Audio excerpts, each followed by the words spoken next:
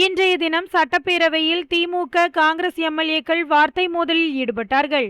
திமுகவால் தான் காங்கிரசுக்கு எம்எல்ஏக்கள் கிடைத்தார்கள் என திமுக உறுப்பினர்கள் கூறிய நிலையில், ராகுல் காந்தியின் பாரத் ஜோடோ யாத்திரை காரணமாகத்தான் திமுகவுக்கு எம்பிக்கள் கிடைத்தார்கள் என காங்கிரஸ் எம்எல்ஏ தாரகை கத்பட் கூறியதால் அவையில் இரு கட்சிகள் இடையே சலசலப்புகள் ஏற்பட்டது.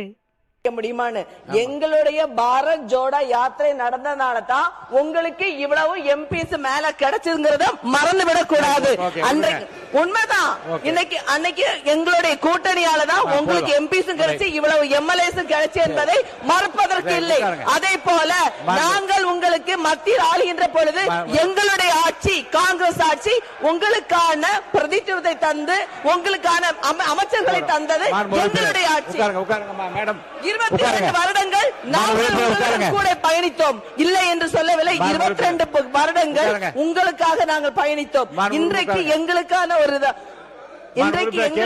ஆட்சி வரும்பொழுது நாங்கள் அவர்களுக்கு சப்போர்ட் செய்து கொண்டிருக்கிறோம் என்பதை மறந்துவிடக் கூடாது. நாங்கள் ஒன்றும்